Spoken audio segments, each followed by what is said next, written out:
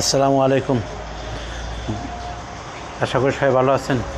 দেশের বড় দুইটা রাজনৈতিক দল, বর্তমানে এক নম্বর রাজনৈতিক দল বিএনপি এবং দ্বিতীয় রাজনৈতিক দল জামাত ইসলামী, তারা দীর্ঘদিনের বন্ধু। সেই দীর্ঘদিনের বন্ধুত্ব ভেঙে এখন তারা চরম শত্রুতায় পরিণত হয়েছে। তাদের মধ্যে ঝগড়া প্রচণ্ড বেড়ে গিয়েছে, তার শত্রুতার মধ্যে দেখা গিয়েছে। বিএনপি যা কখনো করে নাই, এখন বিএনপি জামাতের বিরুদ্ধে কথা বলতেছে আওয়ামী লীগের ভাষায়, আর জামাত কথা বলতেছে তার নিজের ভাষায়। বিএনপি ইদানিং জামাতের বিরুদ্ধে জামাতের সেই ৭১কে তুলে ধরে ৭১ জামাতের ভূমিকা নিয়ে বিচার দাবি করতেছে। বিএনপি অনেক সময় ইদানিং বলতে শুরু করছে যে ৭১-এর আগে জামাতের বিচার করা দরকার, তারপরে অন্য কিছু। জামাত গণভোট চাইতেছে, বিএনপির কেউ বলতেছে গণভোট হওয়া হচ্ছে জামাতের বিচারের ব্যাপারে। জামাত ইসলামী তার ভাষায় বিএনপির সমালোচনা করলেও এই একটা জায়গায় গিয়ে জামাত দুর্বল হয়ে পড়ে। আমরা জানি স্বাধীনতা পরবর্তীর সময় বাংলাদেশ সরকার নিয়ন্ত্রিত পত্রিকা বিচিন্তা জামাতের বিরুদ্ধে চরমভাবে হামলা করত এবং বিচিন্তার যে রিপোর্টগুলি জামাতকে আঘাত করত, সেই স্তরে বিএনপি এখন কথা বলতেছে। অথচ আওয়ামী লীগ যখন বলতো তখন এই কথাকে অনেকে দাম দিত না, আওয়ামী লীগ চিরাচরিত এই কথাই বলে।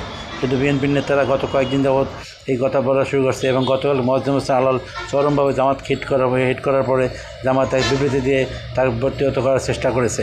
আবার বিএনপির মির্জা ফখরুল ইসলাম আলমগীর মহাসচিব, তিনিও জামাতের বিরুদ্ধে কঠিন ভাষণ দেওয়া শুরু করেছেন। জামাত শুধু পিআর এবং সনদের স্বাক্ষর ও গণভোট নিয়ে চিলাচিলি করতেছে। দুই সংগঠনের বিরোধে রাজনৈতিকভাবে খেলা জমে উঠেছে এবং কারটা ষড়যন্ত্র, কারটা প্রকাশ্য, কারটা দেশের পক্ষে, কারটা দেশের বিরুদ্ধে, তা এখন বোঝা যাচ্ছে না। তবে দুইজনই দলীয় স্বার্থে কথা বলছে, এটা তো সত্যি। কারণ বিএনপিও এত জামাত বিরোধী দল না, আর জামাতও এত দেশপ্রেমিক দল না। তাই দলীয় স্বার্থে তারা যখন বর্জন করে বড় করে দেখা শুরু করেছে, এর একটা ক্ষতি তাদের দুজনেরই হবে। কারণ তাদের কাছে দলের চেয়ে, দেশের চেয়ে দল বড়, দলের চেয়ে ব্যক্তি বড়োর অবস্থা তৈরি হচ্ছে। এই যদি হয় তাহলে ক্ষতি দুইজনের হবে, তাই সতর্কভাবে চলতে হবে। বিএনপি যদি মুক্তিযোদ্ধার দল হিসেবে শুধু মুক্তিযুদ্ধের পক্ষ নিয়েই থাকতো, জামাতের পক্ষ না নিত, তাহলে এই অবস্থা হইতো না। কারণ বিএনপি জামাতের মতিউর রহমান নিজামী এবং আলী হাসান মুজাহিদ সহ জামাত নেতৃবৃন্দের গাড়িতে জাতীয় পতাকা লাগানোর ব্যবস্থা করেছে, তাদেরকে মন্ত্রী বানিয়েছে। এখন তো বিএনপি সহজে ছাড় পাবে না। এই জামাত জুতার ছাপ হয়ে থাকে, এই ছাপকে বৃদ্ধি করার সুযোগ দিয়েছে বিএনপি, মেরোটার সুযোগ দিয়েছে বিএনপির সুযোগ নিয়ে, বিএনপির সহায়তা নিয়ে জামাত নেতা গোলাম আজম দেশে আসতে পেরেছিল।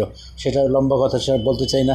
কিন্তু বর্তমানে বিএনপি যার স্ট্যান্ডে বজায় থাকুক, যদি বিএনপি জামাতের এই বিষয়টা ক্লিয়ার করতে পারে, ভবিষ্যতে বিএনপির জন্যই ভালো হবে। আসসালামু আলাইকুম, সবাই ভালো থাকবেন। আশা করি আমার চ্যানেলটি ভালো লাগলে সাবস্ক্রাইব করবেন।